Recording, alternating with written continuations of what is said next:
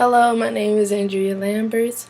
This is our third video for our global learning project experience where we had to interview our partner to get a better understanding of where they are coming from, how they are learning, and how they are motivated as Michigan State students.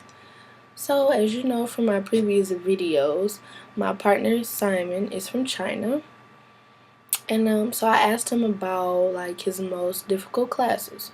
First off, I want to say that he is a grad student. So that his it was really interesting to hear the point of view of a grad student and how they, encounter difficulties, how they deal with them, versus someone closer to my level, like an undergraduate student. So I was really excited to, hear what he had to say coming from a grad student point of view. And so one of his more difficult classes is his supply chain class, which he says that he has a problem with understanding the professor. And that reminded me of the lesson we went over in class about experts versus novices, where sometimes it's hard for the expert professor to delay the message in terms of a level that we can understand, because they have so much expertise in what they teach. And especially with Simon being an international student, that could be very difficult for him. So some of his strategies to overcome this issue was to ask other students for help in the class or to go to the professor after class. He said that it's very uncommon for international students to ask questions during the lesson, which as far as I know, American students, we really don't have an issue with asking questions, especially in a smaller setting, a more intimate setting. Anybody would be shy and nervous to ask a question around 500 people, but he says that we're more open about asking questions to the professor. And I said, why is that? Is it uncommon in China, or why is it not so much likely to ask questions from the professor during the actual lesson?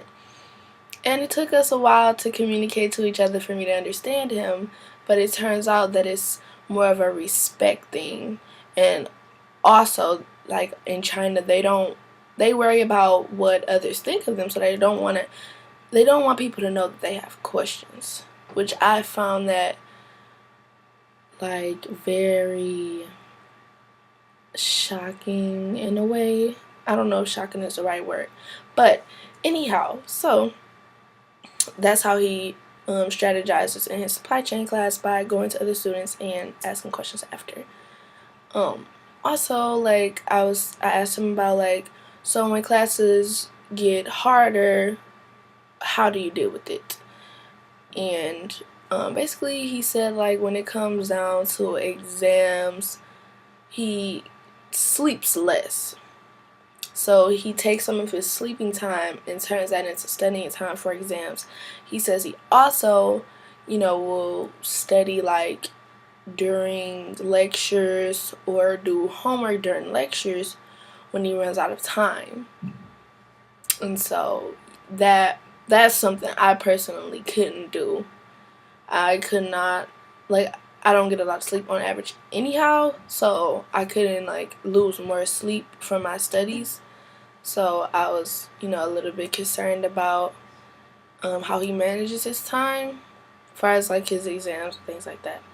Which, again, I don't know if I could completely understand it with me being an undergraduate student and with him being a grad student, because the workload can be completely different.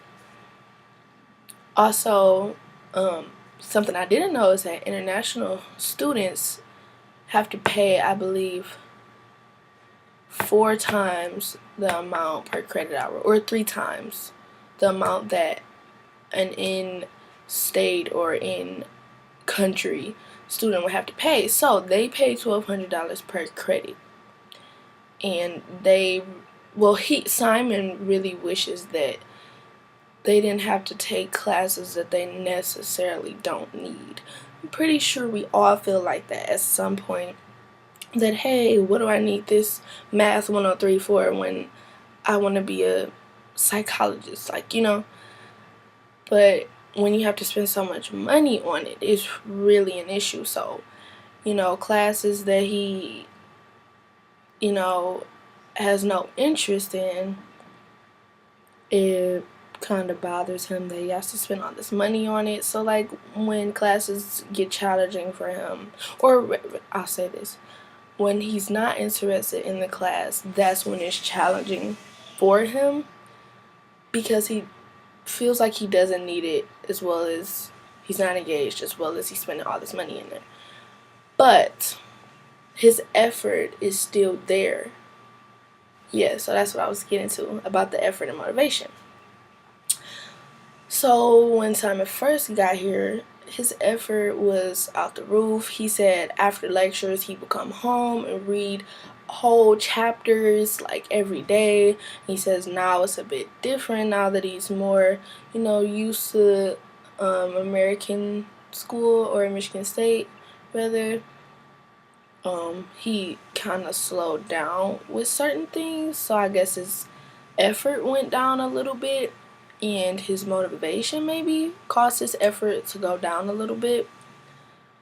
But yeah, so we had a very interesting conversation. I recorded our interview, which somehow I would like to show you to my teachers. So if that's possible, I'd like to do that too, because I really want people to hear how Simon communicates with me and how he made an understanding of, what he learns or whatever. And also I asked him about English, because he had to take the English proficiency test, which he failed it twice. They gave him 3 chances, which I thought was really awesome, because if they fail it, then they have to take these English courses, and that's, so. But he passed it on the 3rd time with an 85. So I asked him, like, do you talk in English with your roommates at home? And he said no. And he said that's kind of like if I were to take a Spanish class with one of my friends, would I be talking to my friend in Spanish when we're in our dorm chilling? And it's like, that makes so much sense, because I probably wouldn't. So, but yeah, that's all for my video today. I hope that I was clear on everything. And yeah, so thank you.